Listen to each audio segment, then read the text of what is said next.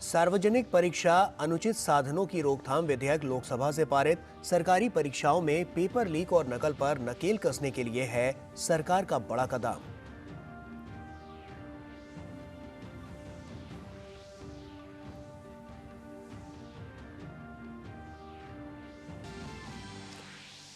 प्रधानमंत्री नरेंद्र मोदी ने गोवा में भारत ऊर्जा सप्ताह 2024 का किया उद्घाटन।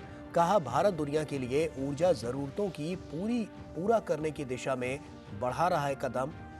पीएम ने कहा, हमारा 2070 तक नेट जीरो उत्सर्जन का लक्ष्य।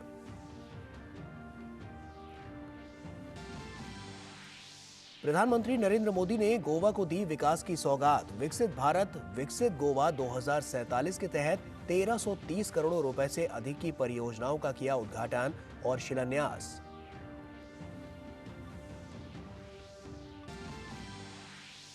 देश की सुरक्षा को लेकर मोदी सरकार का बड़ा फैसला। भारत म्यांमार सीमा पर होगी फेंसिंग।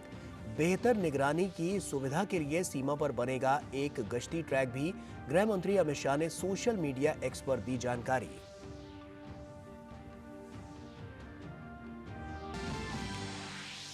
मध्य प्रदेश के हरदा में पटाखा फैक्ट्री में विस्फोट से लगी भीषण आग, 8 की मौत। पीएम ने हादसे पर जताया शोक। मृतकों के परिजनों को राज्य सरकार से 4 लाख जबकि प्रधानमंत्री राष्ट्रीय राहत कोष से 2 लाख रुपए देने की घोषणा। उपभोक्ताओं को बड़ी राहत देते हुए सरकार ने भारत चावल की बिक्री की प्रारंभ। अब 29 रुपए प्रति किलोग्राम की रियायती दर पर खरीदा जा सकता है चावल। केंद्रीय मंत्री पीयूष गोयल ने कहा, किसान का विकास सरकार की सर्वोच्च प्राथमिकता। भाजपा ने भ्रष्टाचार के मुद्दे पर आम आदमी पार्टी पर निशाना साधा। भाजपा नेता मीनाक्षी लेखी ने कहा, कट्टर ईमानदार बने भ्रष्टाचार का पर्याय। अरविंद केजरीवाल ने दिल्ली को वेंटिलेटर पर डाला।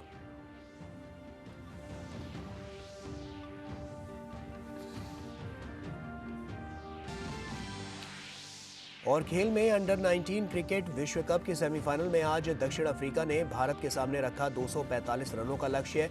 जवाब में भारत की खराब शुरुआत।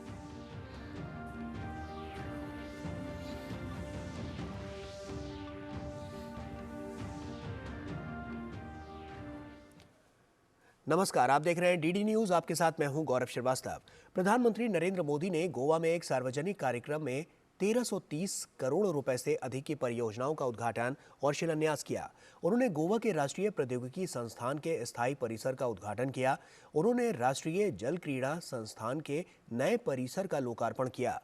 ये संस्थान जनता और सशस्त्र बलों दोनों के लिए जल क्रीड़ा और जल रेस्क्यू गतिविधियों को बढ़ावा देने के उद्देश्य से 28 विशेष पाठ्यक्रम शुरू करेगा। पीएम मोदी ने दक्षिण गोवा में 100 टीपीडी एकीकृत अपशिष्ट प्रबंध सुविधा का भी उद्घाटन किया। इसे 60 टीपीडी गीले कचरे और 40 टीपीडी सूखे कचरे को वैज्ञानिक तकनीक से प्रशोधन के लिए डिजाइन किया गया है। प्रधानमंत्री ने पणजी और रीस मैगोस को जोड़ने वाली पर्यटन गतिविधियों के साथ साथ यात्री रोपवे की आधारशिला रखी। उन्होंने दक्षिण गोवा में 100 एमएलडी जल उपचार संयंत्र के निर्माण की आधारशिला भी रखी।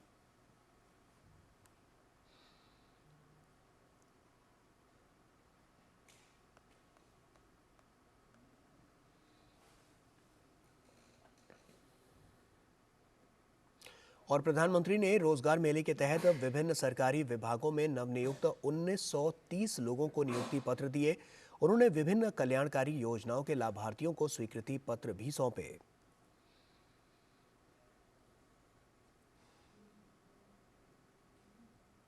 प्रधानमंत्री नरेंद्र मोदी ने गरीबों तक सरकार की योजनाओं को 100% पहुंचाने को सच्चा सामाजिक न्याय बताया। उन्होंने कहा कि सैचुरेशन आता है तो समाज से भेदभाव मिट जाता है।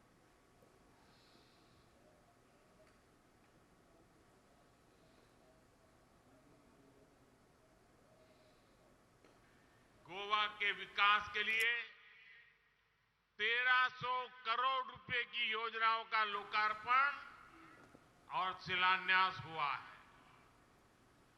शिक्षा, स्वास्थ्य और पर्यटन से जुड़ी ये परियोजनाएं गोवा के विकास को और रफ्तार देगी। आज यहां नेशनल इंस्टीट्यूट ऑफ टेक्नोलॉजी और national institute of water sports के कैंपस का उद्घाटन हुआ है। इससे यहां पढ़ने और पढ़ाने वालों की सुविधा और बढ़ेगी। जब सैचुरेशन होता है तो भेदभाव खत्म हो जाता है। जब सैचुरेशन होता है तो हर लाभार्थी तक पूरा लाभ पहुंचता है। जब सैचुरेशन होता है तो लोगों को अपना हक पाने के लिए रिश्वत नहीं देनी होती। इसलिए मैं बार बार कहता हूं कि सैचुरेशन ही सच्चा सेक्युलरिज्म है। सैचुरेशन ही सच्चा सामाजिक न्याय है। यही सैचुरेशन गोवा को, देश को मोदी की गारंटी है। और वहीं इससे पहले प्रधानमंत्री नरेंद्र मोदी ने गोवा में भारत ऊर्जा सप्ताह 2024 का उद्घाटन किया। प्रधानमंत्री का ध्यान ऊर्जा आवश्यकताओं में आत्मनिर्भरता हासिल करने पर है। इसी दिशा में आज से 9 फरवरी तक गोवा में भारत ऊर्जा सप्ताह का आयोजन किया जा रहा है। ये देश की ऐसी एकमात्र ऊर्जा प्रदर्शनी और सम्मेलन है जो संपूर्ण ऊर्जा मूल्य श्रृंखला को एक मंच प्रदान कर रहा है और भारत के ऊर्जा पारगमन लक्ष्यों के लिए उत्प्रेरक के रूप में काम करेगा। भारत ऊर्जा सप्ताह का प्रमुख उद्देश्य स्टार्टअप को प्रोत्साहन और उन्हें ऊर्जा मूल्य श्रृंखला में एकीकृत करना है। इस आयोजन में कई देशों के ऊर्जा मंत्रियों सहित इस क्षेत्र से जुड़े 35,000 से अधिक लोगों की भागीदारी हो रही है। कार्यक्रम में 900 से अधिक प्रदर्शक अपनी प्रदर्शनी के साथ भागीदारी कर रहे हैं। इसमें 6 समर्पित देशों कनाडा, जर्मनी, नीदरलैंड, रूस, ब्रिटेन और अमेरिका के पवेलियन हैं। देश के सूक्ष्म, लघु और मध्यम उद्यम ने ऊर्जा क्षेत्र में किए गए नवाचारों का प्रदर्शन किया। इसके लिए विशेष मेक इन इंडिया पवेलियन का भी आयोजन किया गया है। और वहीं इस अवसर पर प्रधानमंत्री ने अपने संबोधन में कहा कि भारत ऊर्जा खपत के मामले में दुनिया का तीसरा सबसे बड़ा देश है। भारत में प्रतिदिन मौजूदा दौर में 19 मिलियन बैरल की डिमांड है, लेकिन साल 2045 तक ये दोगुनी हो सकती है। भारत अपनी ऊर्जा उत्पादन की क्षमताओं में लगातार वृद्धि कर रहा है और बायोफ्यूल को बढ़ावा दे रहा है। पिछले कुछ वर्षों में भारत में बायोफ्यूल्स का एडॉप्शन तेजी से बढ़ा है। 10 साल पहले हमारे यहां पेट्रोल में इथेनॉल की ब्लेंडिंग 1.5% के आसपास थी। 2023 में ये 12% से अधिक हो गई है। इससे लगभग 42 million metric ton carbon emission घटा है। हम 2025 तक पेट्रोल में 20% इथेनॉल ब्लेंडिंग करने के लक्ष्य पर काम कर रहे हैं। आप में से कई लोग जानते होंगे, पिछले इंडिया एनर्जी वीक के दौरान ही भारत ने 80 से ज्यादा रिटेल आउटलेट्स पर 20% इथेनॉल ब्लेंडिंग की शुरुआत की थी। अब हम देश के 9,000 आउटलेट पर यही काम कर रहे हैं।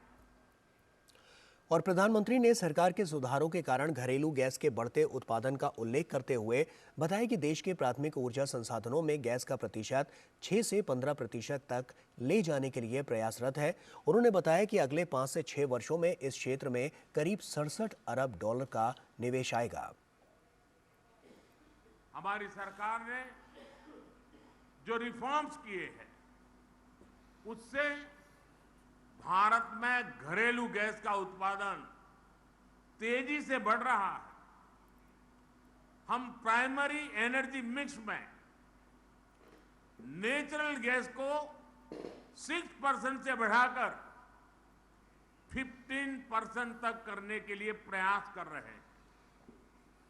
इसके लिए अगले 5-6 वर्षों में करीब $67 बिलियन का निवेश होने जा रहा है। और वहीं भारत म्यांमार सीमा की सुरक्षा को लेकर सरकार ने बड़ा फैसला किया है। सरकार ने 1643 किलोमीटर लंबी भारत म्यांमार सीमा पर बाड़ लगाने का फैसला किया है। केंद्रीय गृह मंत्री अमित शाह ने सोशल मीडिया प्लेटफॉर्म एक्स पर पोस्ट कर इसकी जानकारी दी। उन्होंने कहा कि मोदी सरकार देश की सीमाओं को बनाने के लिए प्रतिबद्ध है। सरकार ने 1643 किलोमीटर लंबी भारत म्यांमार सीमा पर बाड़ लगाने का फैसला किया है।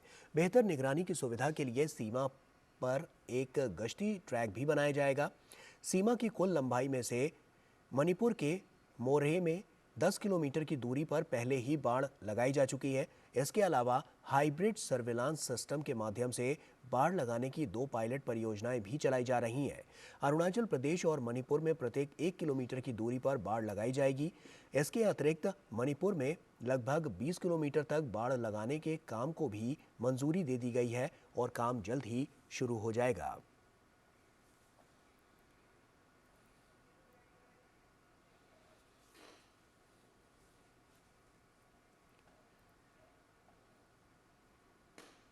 और वक्त यहां पर एक छोटे से ब्रेक का है, जल्द लौटते हैं। साल बरस और सदी नहीं, एक युग गुजर जाएगा। उम्र न पूछो वंडर की, जब फर्क नजर आएगा। वंडर सीमेंट, फर्क नजर आएगा। गोल्डी छोले मसाले, जहाँ जाए रिश्ते बनाए। जहाँ जाए रिश्ते बनाए, गोल्डी मसाले। क्या लड्डू हम यहाँ बैठे बैठे पैसे बना सकते हैं? Amazing day. What a match this has been. Cracking shot. What a way to finish the game. Guys, मैं तुम्हारे बिजनेस आइडिया का बड़ा फैन हूं। अब बिजनेस चाहे जो भी, एसबीआई का करंट अकाउंट तो चाहिए ना। एसबीआई करंट अकाउंट से सिंप्लीफाइड बिजनेस ट्रांजैक्शंस और ग्रेट कस्टमर सर्विस। एसबीआई, देश का फैन। मोदी सरकार की गारंटी, हर घर पहुंचेगा नल से जल। अब तक 13.5 करोड़ से अधिक नल कनेक्शन। हमारा संकल्प विकसित भारत। बोला आप कौन? अरे वो सब छोड़ो, बहुत बढ़िया इन्वेस्टमेंट स्कीम आई है। आज 2000 डालोगे, कल 4 मिलेगा, परसों 8, फिर 16, 32 फिर 64। लिंक भेज दिया, जल्दी क्लिक करो।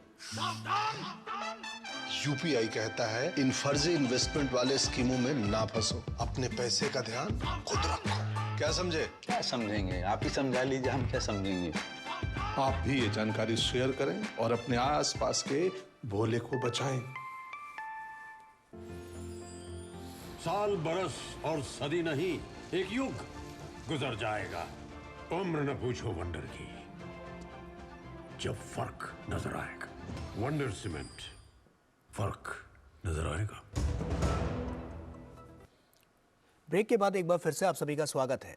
लोकसभा में सार्वजनिक परीक्षा अनुचित साधनों की रोकथाम विधेयक 2024 पास हो गया है। सरकारी परीक्षाओं में गड़बड़ी और पेपर लीक पर नकेल कसने के लिए ये एक अहम कदम है। विधेयक में एक उच्च स्तरीय तकनीकी समिति का भी प्रस्ताव है। साथ ही संगठित अपराध, माफिया और सांठगांठ में शामिल लोगों के खिलाफ कार्रवाई का प्रावधान है। इस अपराध में 1 करोड़ रुपए तक के जुर्माने और 10 साल तक की सजा का भी प्रावधान है। और वहीं बिल का मकसद नकल और पेपर लीक जैसी घटनाओं पर अंकुश लगाना है। सभी शीर्ष परीक्षाओं में किसी भी तरह की अनुचित हरकत करने वालों पर सरकार अब पूरी तरह से लगाम लगाने की तैयारी में है। बहुत से सदस्यों ने ये चिंता व्यक्त की कि इस तरह से बहुत सी संस्थाएं खुल गई है, ये भी एक पेशा बन गया, इम्तिहान करवाना और फिर इम्तिहान में पास करवाने की भी फीस पहले से ले लेनी। So how do we handle that? So we have tried to classify the institution which is found involved in conducting such exams.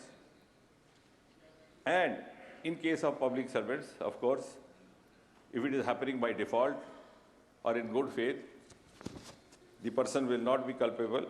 But in case it is, then of course. And beyond that, we would also go into the domain of Bharatiya Nyaya Samhita. Lok Sabha में सत्ता पक्ष द्वारा सूचना और प्रसारण राज्य मंत्री L Murugan को डीएमके सांसदों द्वारा अपमानित किए जाने का मामला उठाया गया। इसी मुद्दे पर सूचना और प्रसारण राज्य मंत्री एल मुरुगन ने डीडी न्यूज के साथ विशेष बातचीत करते हुए कहा कि तमिलनाडु में बाढ़ की समस्या से निजात दिलाने के लिए सिर्फ और सिर्फ केंद्र सरकार ने प्रयास किए हैं। स्टालिन की सरकार बिल्कुल सोती रही और जब हमने ये बताने की कोशिश की तो ए राजा और टी.आर. बालू के द्वारा आपत्तिजनक शब्दों का प्रयोग किया गया। टी.आर. बालू ने मिसबिहेव किया, पार्लियामेंट्री वर्ड भी यूज किया। I told you are putting irrelevant question, so that only I. But he suddenly came up. He took in my personal this, and he started to abuse me. He started already they are abusing in Tamil Nadu. Raja, you told he's not a Raja. He's abusive Raja. He's always abusing Hindu, Sanadana Dharma. He's like that. The T.R. Balu, they are speaking only social justice in the mouth only. They are not following the social justice. As an SC minister, they are. He told unfit minister. It is an unparliament. It is an undigestible. It is unfortunate. So Rajas, we can't say. I can tell that. You don't. Please, you don't compare with me, Raja. और वहीं मध्य प्रदेश के हरदा शहर में आज एक बड़ा हादसा हो गया। यहां एक पटाखा फैक्ट्री में भीषण आग लगने से 8 लोगों की मौत हो गई और 60 से अधिक लोग घायल हो गए। घायलों में कई लोगों की हालत गंभीर है। फैक्ट्री में कई लोगों के फंसे होने की भी आशंका है। इन धमाकों की आवाज इतनी जोरदार थी कि शहर में दूर दूर तक मकानों और दुकानों में लगे कांच टूट गए। प्रशासन के अधिकारी और कर्मचारी घटनास्थल पर पहुंचकर राहत और बचाव के कार्य में जुट गए हैं। घायल लोगों को इलाज के लिए अस्पताल पहुंचाया जा रहा है। घायलों को हरदा से भोपाल और इंदौर ले जाने के लिए ग्रीन कॉरिडोर बनाया गया है। राज्य शासन ने दुर्घटना के आपदा प्रबंधन के लिए समिति का गठन किया गया है। मृतकों के परिजनों को 4 लाख की आर्थिक सहायता की घोषणा की गई है। हरदा में होशंगाबाद सहित आसपास के क्षेत्र से 14 डॉक्टर तत्काल रवाना किए गए।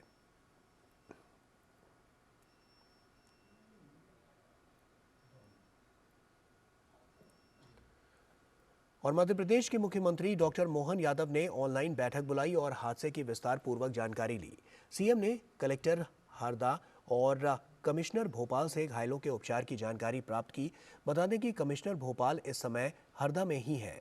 इसके साथ ही मुख्यमंत्री ने सभी कलेक्टर्स को निर्देश दिया है कि उनके जिले में संचालित पटाखा फैक्ट्री का संचालन लाइसेंस की शर्तों के अनुसार हो रहा है या नहीं, इसकी जांच करेंगे और 24 घंटे में गृह विभाग को रिपोर्ट दें। बैठक में मंत्री उदय प्रताप सिंह, सीएस सहित डीजी एवं वरिष्ठ अधिकारी उपस्थित रहे। हरदा में हुई दुर्घटना पर प्रधानमंत्री नरेंद्र मोदी ने शोक जताते हुए सोशल मीडिया प्लेटफॉर्म एक्स पर लिखा कि मध्य प्रदेश के हरदा में एक पटाखा फैक्ट्री में हुई दुर्घटना के कारण लोगों की मृत्यु से व्यथित हूं। जिन्होंने अपने प्रियजनों को खोया, उन सभी के प्रति संवेदना। जो घायल हुए वे जल्द से जल्द स्वस्थ हो जाएं। स्थानीय प्रशासन सभी प्रभावित लोगों की सहायता कर रहा है। मृतक के परिजनों को प्रधानमंत्री राष्ट्रीय राहत कोष से 2 लाख रुपए दिए जाएंगे। घायलों को 50,000 रुपए दिए जाएंगे।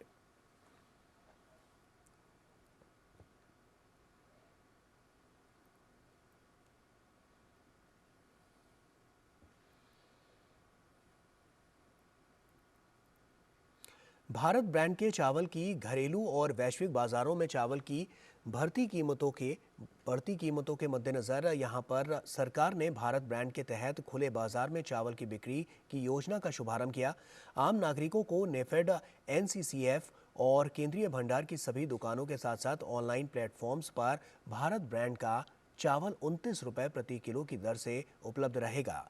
इस अवसर पर केंद्रीय मंत्री पीयूष गोयल ने कहा, प्रधानमंत्री नरेंद्र मोदी का लक्ष्य है किसानों के जीवन को संवारना है। हम सबके लिए सौभाग्य की बात है कि माननीय प्रधानमंत्री जी के आशीर्वाद से, उनके मार्गदर्शन में अब भारत चावल मात्र 29 रुपए प्रति किलो भारत चावल देश भर में खुदरा में, रिटेल में उपलब्ध कराया जाएगा। माननीय प्रधानमंत्री जी ने कहा है, किसानों और गरीबों का जीवन संवारना हमारी सरकार की प्राथमिकता है। मेरे लिए आप ही मेरा परिवार है, आपका सपना ही मेरा संकल्प है। विद्यांजलि फिनटेक पोर्टल लॉन्च किया गया। इस मौके पर केंद्रीय शिक्षा, कौशल विकास और उद्यमिता मंत्री धर्मेंद्र प्रधान ने कहा कि उच्च शिक्षा के क्षेत्र में लड़कियों की भागीदारी बढ़ी है। और इस बार की जो आंकड़े आए हैं हायर एजुकेशन में, बहुत लंबे अरसे के बाद, अगर मैं 13-14 जब मोदी जी ने दायित्व लिया उसके पहले की स्टैटिस्टिक्स हायर एजुकेशन का और इस साल की एक कॉन्ट्रास्ट कंपैरिजन करूंगा, 28% लड़कियां पिछले 10 साल पहले जितना पढ़ते थे उससे ज्यादा 28% लड़कियां अभी पढ़ रहे हैं। और वहीं भारतीय जनता पार्टी ने गांव चलो अभियान कार्यक्रम की शुरुआत की है। केंद्रीय मंत्री जी किशन रेड्डी ने कहा कि इस योजना के जरिए केंद्रीय मंत्रिमंडल के सदस्य एक गांव का दौरा करेंगे और वहां 24 घंटे रहेंगे और लोगों को केंद्र सरकार की योजनाओं से परिचित कराएंगे। भारतीय जनता पार्टी राष्ट्रीय अध्यक्ष जगत प्रकाश नड्डा जी ने पार्टी कार्यकर्ताओं के लिए एक गांव चलो अभियान का कार्यक्रम दिया गया। इसमें कार्यक्रम के अंतर्गत सभी भारतीय जनता पार्टी, सभी मंडल से लेके राष्ट्रीय स्तर तक, इवन सेंट्रल मिनिस्टर तक, सभी लोग अपने अपने प्रांतों में एक गांव में जाकर 24 आवर्स गांव के जनता के बीच में रहना चाहिए। भारतीय जनता पार्टी ने दिल्ली की केजरीवाल सरकार पर करारा हमला किया। भाजपा नेता और केंद्रीय राज्य मंत्री मीनाक्षी लेखी ने प्रेस वार्ता के माध्यम से अरविंद केजरीवाल से पूछा है कि वो प्रवर्तन निदेशालय के समन का जवाब कब देंगे। वहीं उन्होंने आम आदमी पार्टी की सरकार को बेईमान करार देते हुए कहा है कि केजरीवाल ने दिल्ली की पूरी व्यवस्था को वेंटिलेटर पर डाल दिया है। मैं ये प्रश्न सीधे तौर पर करी हूँ कि when are you going to present yourself before the ED. 3 CT scan हैं दिल्ली के 3 करोड़ लोगों के ऊपर। स्कूलों के अंदर टीचर्स नहीं है, अस्पतालों में डॉक्टर्स नहीं है, बेड्स यहाँ पर नहीं है। तो पूरी दिल्ली को वेंटिलेटर पर, व्यवस्था को वेंटिलेटर पर डालने का काम जो है वो केजरीवाल ने किया है। और जो लोग वायदा करके आए थे कि हम सबसे ज़्यादा ईमानदार, कट्टर ईमानदारी का वायदा करने वाले लोगों ने आज कट्टर बेईमान लोग कौन होते हैं उसको परिभाषित कर दिया है।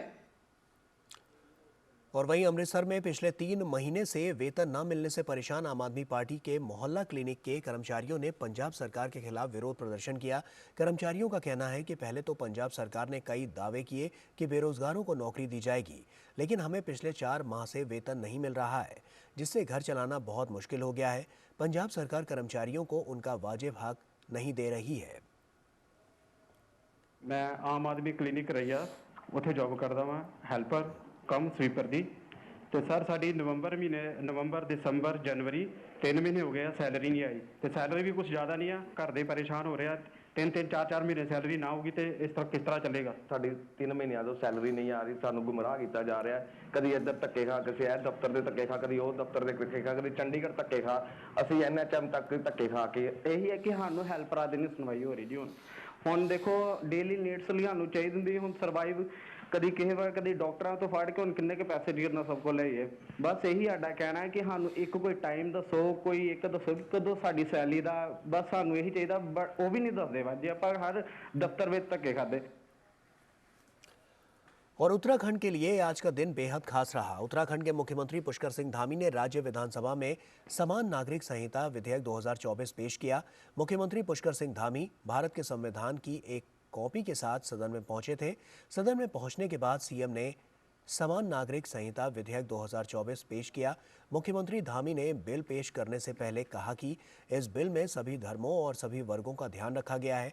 समान नागरिक संहिता पर ड्राफ्ट लाने वाला उत्तराखंड देश का पहला राज्य है। पूरे देश की निगाहें उत्तराखंड की तरफ हैं। समान नागरिक संहिता लागू करने के लिए मुख्यमंत्री पुष्कर सिंह धामी ने 27 मई 2022 को जस्टिस रंजना प्रकाश देसाई की अध्यक्षता में 5 सदस्यीय विशेषज्ञ समिति गठित की थी।